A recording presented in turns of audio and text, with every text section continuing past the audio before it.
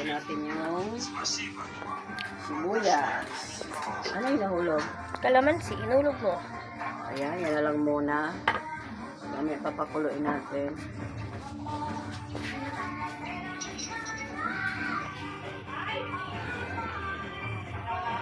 Asa yung takip?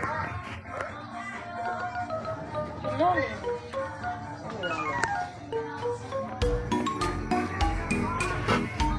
So, tatakpan po muna natin. So, pag kumulo na, saka natin ilagay yung ating isda.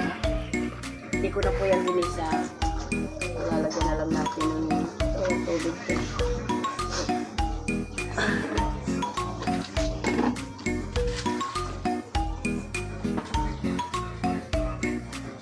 Ito po yung ilalagay natin. Tagos ng kamote para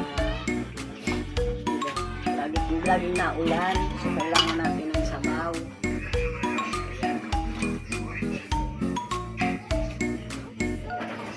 So, yung ating ilalagay na naman ay isda.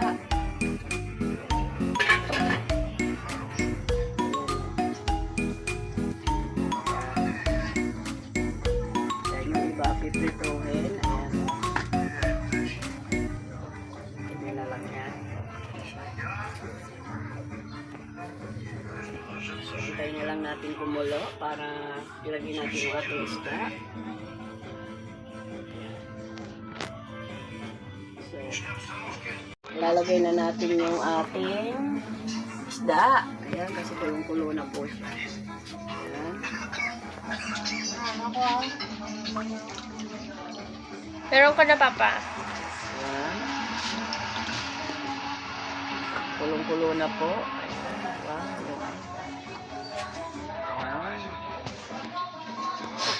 So, takpan muna uli natin yan. Kasi mamaya, pagka medyo naluto na yung ating fish, lalagyan na natin yung gulay. Ayan.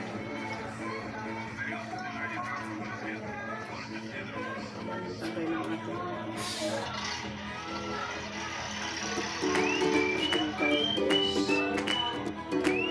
nasa yung ating asin? Wala pa ng asin, ano? Meron na.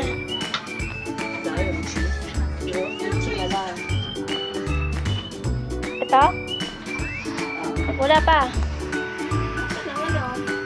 Natin ang pampalasa ng ating isda. Silagay na rin natin ang ating gulay. Yan, dahil kumulo na po siya. Lagyan natin ang ating gulay for today. Yan.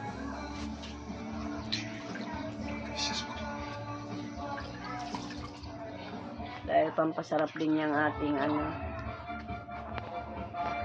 Ayan, takpan natin ulit. Ayan. So mamaya natin lagyan ng